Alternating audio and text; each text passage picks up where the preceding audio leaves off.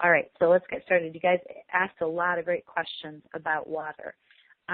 So first, before we get started, I just wanted to touch on a reminder of some of the basics.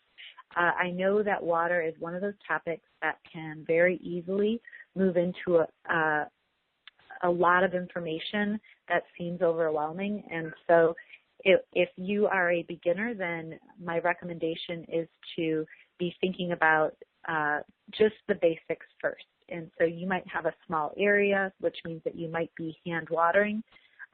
You want to be like a light rain. You want to protect from erosion and splashing, and so you want to face the water head upwards, and so that it rains down lightly on your soil.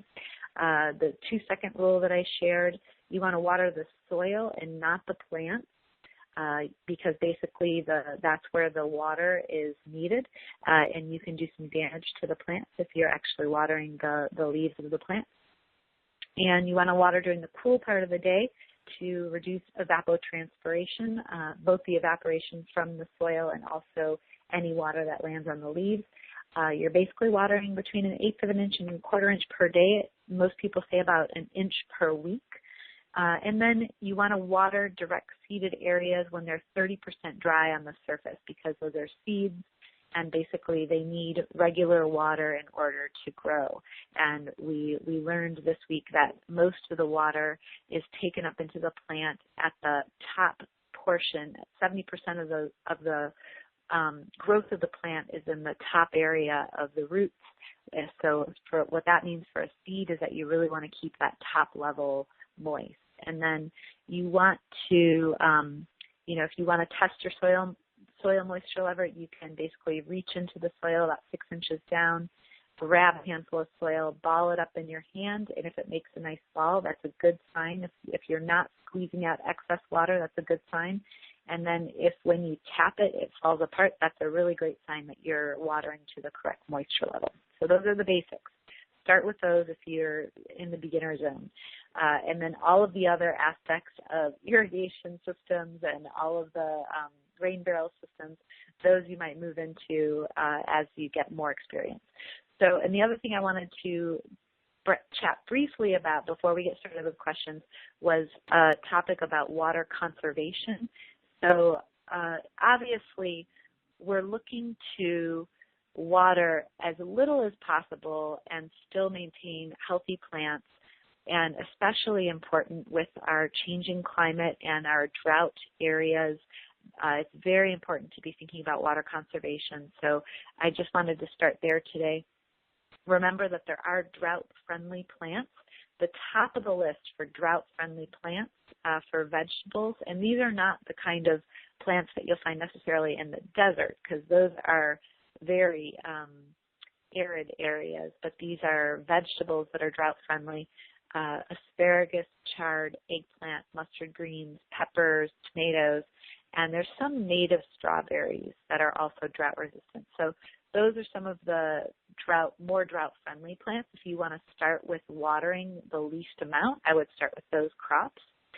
And also when you're thinking about water conservation, you could think about the life cycle of the plant. Basically, when the plant is a baby plant and it's just getting established, it's very important those first 3 to 4 weeks that you establish it with some water, continuous water.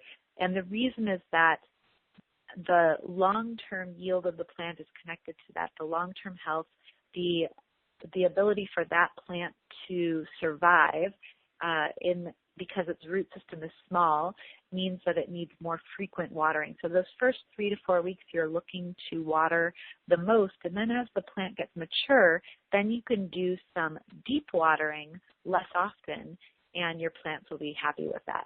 So be thinking about that as you're planting. So you could take advantage of the heavy rains in the spring and plant only in the spring, and maybe you don't plant during the summer if you're really thinking about water conservation, but that means that you don't necessarily have a continuous harvest. So it's up to you what your main goal is. And then the other thing you can do, well, I don't mulch a whole lot of crops personally because of the way that I grow and because we get quite a bit of rainfall in our area. mulching can reduce your water needs by 50% because it can hold moisture, it can store moisture, and then send it into the soil. So if you're in an area that doesn't get very frequent rains, then I would very much recommend some mulching. And then we talked about once your plants are established, that you can give them deeper waterings. And actually, your plants can also, if they are established and you're watering them regularly, very, very shallowly, that actually can do more harm than good, because basically what that means is that the plants start to look for just rainwater. They get accustomed to the shallow watering, and their root system stays up high, whereas if they get accustomed to deep watering, their root structure will spread out farther down. So your plants will benefit from deep, less frequent watering when they're more established. And let's see, also plants, if you want to play with that edge of the least amount of water that your plants can tolerate, let them curl a little bit. Let those leaves curl and wilt a little bit. It's not going to kill them, and then they will bounce back when you do those deep waterings. The only thing is that you should prevent severe water stress, especially when the plants are starting to fruit, because that is when they're going to need their water. So the plant needs water in the start of its cycle in order to get to a mature phase and have a robust root system. And then basically when it starts to fruit, it also needs another more consistent watering. Let's see.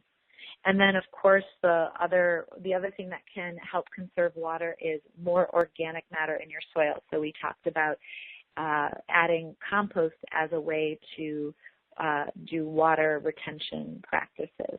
And Rodale Institute did a really great experiment where they showed that a ball of soil inside a big aquarium of water, if it didn't have a lot of organic matter, it basically just collapsed and eroded. So you're much better off improving your water retention with adding organic matter. All right.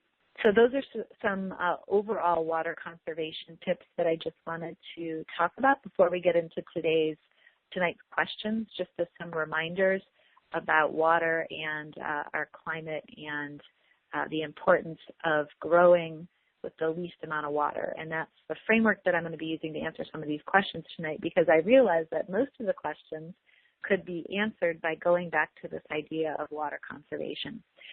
So let's go on to some questions for tonight. And if you're just joining us now, if you're on the webcast and you have an additional question, you can ask your question on the left-hand side of the screen in the box. And if you're on the phone, *2 raises your hand if you have an additional question. All right, so let's get into the first question. So Lena had some awesome questions this week, and lots of them. Thank you so much, Lena. So Lena's first question, she says, during the class you mentioned both watering using drip tape and watering using sprinklers. It sounded like you landed on the side of drip irrigation as the ideal solution, but are there times that plants should be watered, or are there times that plant leaves should be watered?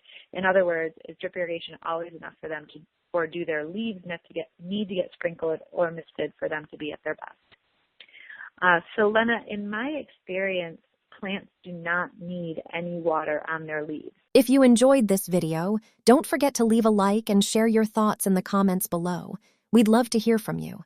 And for more simple and practical gardening tips, subscribe to Grow Your Own Vegetables. For more tips and updates, visit gyov.org and join our growing community.